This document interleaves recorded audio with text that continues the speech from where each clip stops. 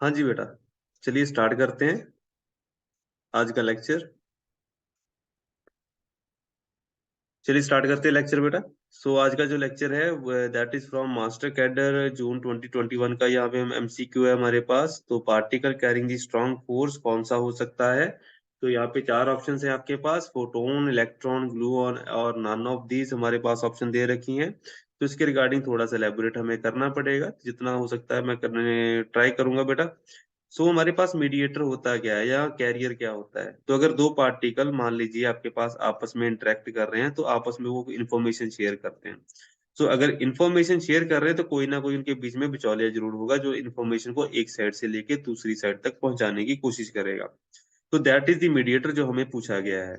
तो यहाँ पे हमारे पास नेचर में चार तरह की फंडामेंटल फोर्सेस होती हैं बेटा।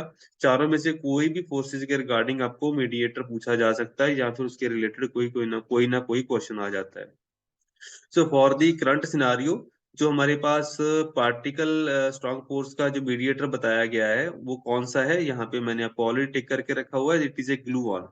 यहाँ पे हमें बीएससी में बताया जाता है कि अगर न्यूट्रॉन एंड प्रोटॉन्स हैं बताया वहां पे पाई मिजॉन्स वगैरह यहाँ पे मीडिएट करते हैं, लेकिन हमारे पास proton and neutrons are not the fundamental और एलिमेंट्री पार्टिकल्स।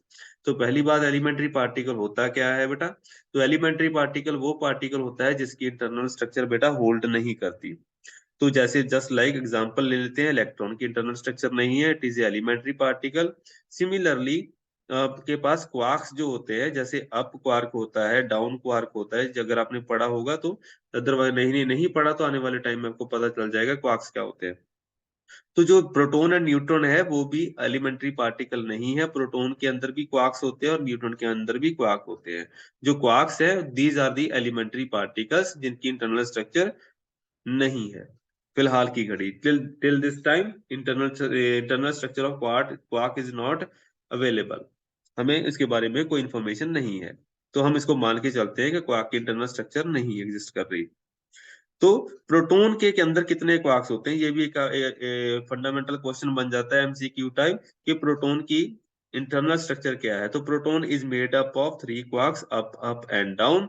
एंड सिमिलरली जो न्यूट्रॉन होता है, न्यूट्रॉन भी अप डाउन एंड डाउन तीन क्वार्क्स के साथ मिला होता है। और न्यूक्लियर जो आपके पास प्रोटॉन है, प्रोटॉन के अंदर तीनों क्वार्क्स जो है आपस में जब कम्युनिकेशन करते हैं तो इन तीनों के बीच में एक इंटरेक्शन होती है जो इंफॉर्मेशन शेयर करती है। दैट इज दीज जिसको हम बोल सकते हैं कि these quarks are bound by gluon. तो इनसाइड दी प्रोटॉन ये जो क्वार्क्स हैं आपस में इंफॉर्मेशन शेयर करते हैं बाय दी ग्लूऑन्स। तो अगर ये प्रोटॉन है तो न्यूट्रॉन की जो स्ट्रक्चर है वो भी ऐसी सिमिलर सी होगी। अप डाउन एंड डाउन इनको बाइंड किया जाएगा with the help of gluons. तो ये ग्लू का काम करते हैं जो क्वार्क्स को बाइंड करके रखते हैं। तो ग्लूऑन यहाँ पे हमारे पास मीडिएटर रहेगा for the case of strong interaction. आठ तरह के बेटा ग्लूऑन्स होते हैं। Rather than going into much of the details, मैं सीधा सीधा पॉइंट की बात करता हूँ। तो ग्लूऑन्स जो है वो स्ट्रॉन्ग फोर्स के मीडिएटर होते हैं। एंड ग्लूऑन्स जो है वो आठ तरह के होते हैं। And these are coloured ones. Colour क्या होता है बेटा, कलर एक क्वांटम नंबर होता है जो क्वार्क्स के साथ एसोसिएट किया जाता है। जैसे हमारे पास अगर मैंने अब क्वार्क का नाम लिया तो अब क्वार्क अकेला नहीं होगा, इसके भी आगे टाइप होंगे, बहन भाई होंगे। तो अब क्वार्क जो होता है वो तीन तरह का हो सकता है, just like blue, just like green, just like red. तो रेड, ब्लू एंड ग्रीन यहाँ पे कलर क्वांटम नंबर है जो अप क्वार्क के साथ अटैच कर दिए जाते हैं so as to designate different type of up quarks. तो ये हमारे पास तीन तरह के अप क्वार्क हो गए जिनके साथ अगर क्वांटम नंबर कलर लगा दे तो अलग अलग वेरिएशन देखने के लिए मिल जाती है जो नेचर में एग्जिस्ट करते हैं। ठीक है जी। तो इसके साथ अगर कलर अटैच कर दिया जाए तो उसके साथ अगर ग्लू ऑन है तो ग्लू ऑन भी कलर होते हैं हमारे पास। लेकिन यहाँ पे क्या हो गया बेटा, यहाँ पे हम जो ग्लूऑन की बात करते हैं तो एक मिनट बेटा।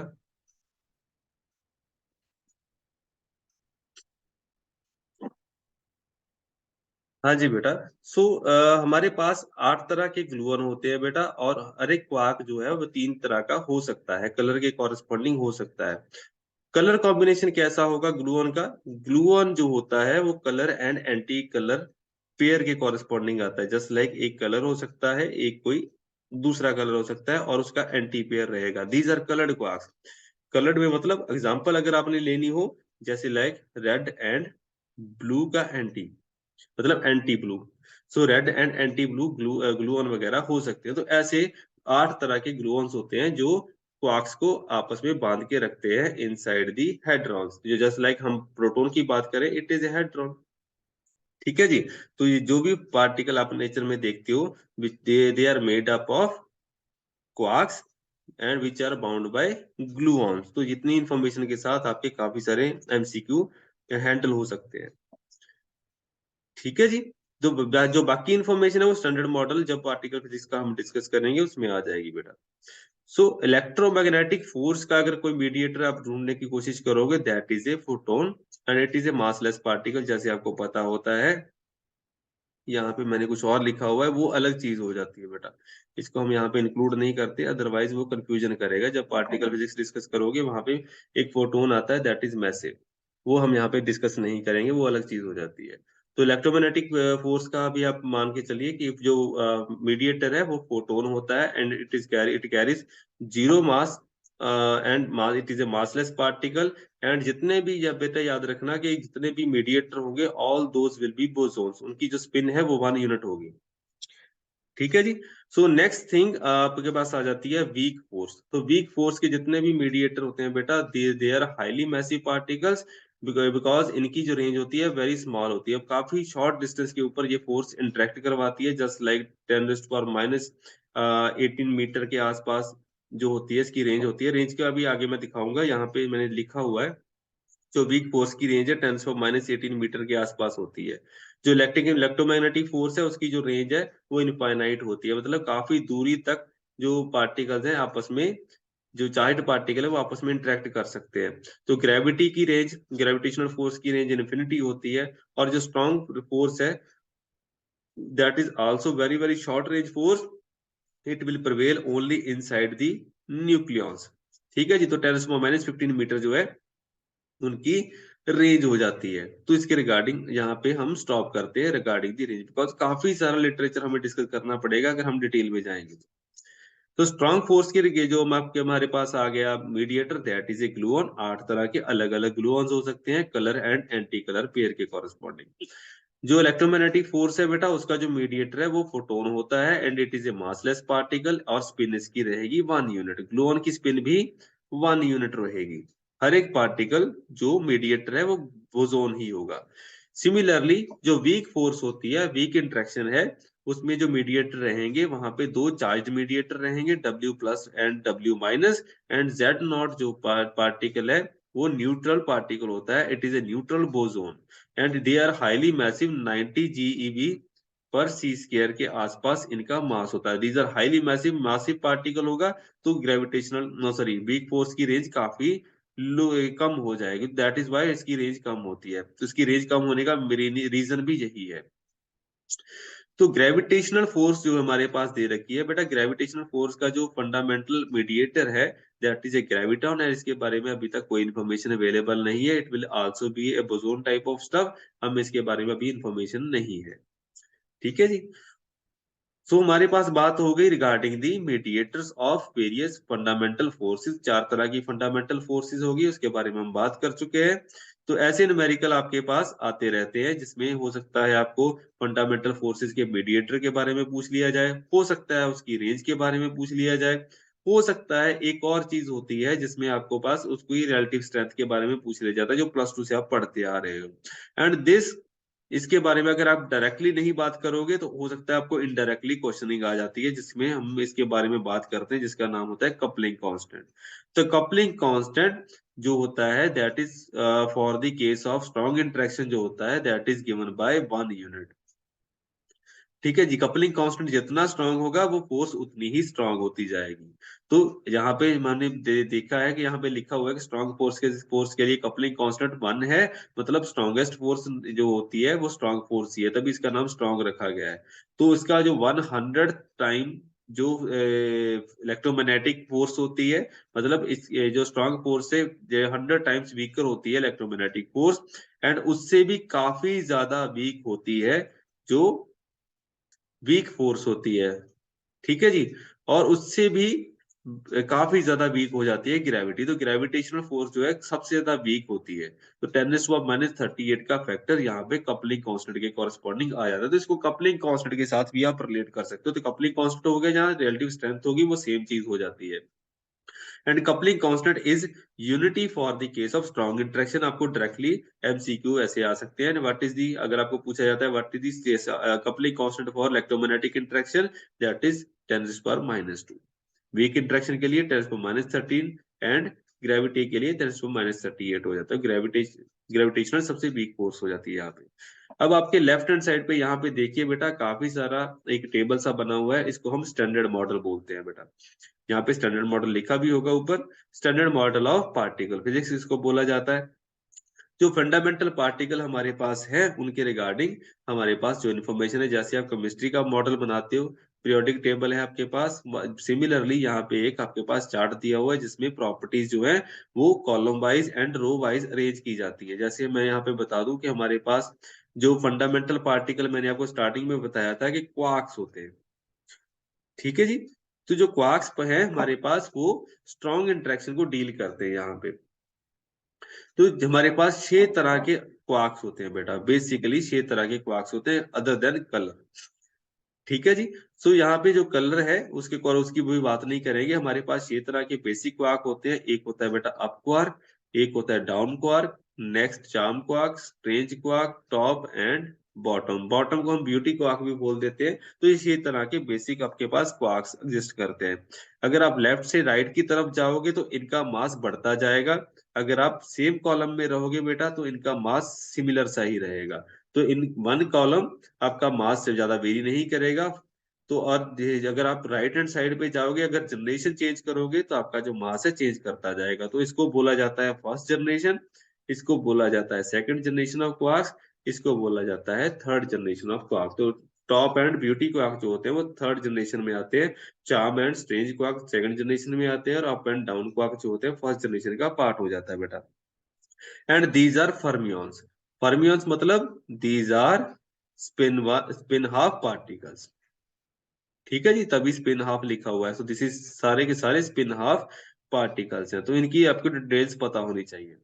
अभी मैंने बताया था कि स्ट्रॉन्ग इंटरेक्शन को जो मीडिएट कर रहा है दैट इज ए ग्लूऑन। तो ग्लूऑन जो होता है वो स्पिन वन पार्टिकल होता है, तो अभी वहां पे वन बनाया गया है, ठीक है जी, ये चीज याद रखिए। इलेक्ट्रोमैग्नेटिक इंटरेक्शन का मीडिएटर फोटोन, उसका भी spin one. Z boson weak interaction का मीडिएटर, उसका भी spin one. And W boson spin one particle. So these are bosons. So mediator जो होते हैं वो बोसोन्स होते हैं बेटा, ठीक है जी। अप क्वार्क का जो चार्ज रहेगा that is a fractional charge, आपको पता होना चाहिए। एमसीक्यू इसमें रिगार्डिंग भी आ जाएंगे। इस एंड एक रो के अंदर जो चार्ज दे रखा है वो सेम ही रहेगा क्वार्क्स के लिए, +2/3 ऑफ इलेक्ट्रॉनिक चार्ज। तो अब quark, charm quark and stop quark जो है इन तीनों का चार्ज सेम ही रहेगा। एंड सिमिलरली जो डाउन क्वार्क है उनका जो चार्ज रहेगा -1 unit of, sorry -1/3 of electronic charge. को down quark, stage quark and beauty quark का चार्ज जो है सिमिलर सा पैटर्न ही फॉलो करेगा, ठीक है जी। सो इनका मास वेरी कर सकता है। Up quark and down quark का मास में हल्का सा फर्क रहेगा, लेकिन अप एंड चार्म क्वार्क के जो मासेज है they will be widely distributed. मतलब 2.3 MeV अगर अप क्वार्क का है तो दूसरे चार्म क्वार्क का 1.2 GeV के आसपास हो जाएगा। अगर यहाँ पे जीईवी की बात कर रहे हैं, जीईवी पर सी स्क्वायर लिखा हुआ है तो इसको आप रिलेट करना है तो इसको MC स्क्वायर से रिलेट कर लीजिए। तो मास को हम एनर्जी पर सी स्क्वायर में रिलेट कर सकते हैं। तो सिंपल सा रिलेशन है।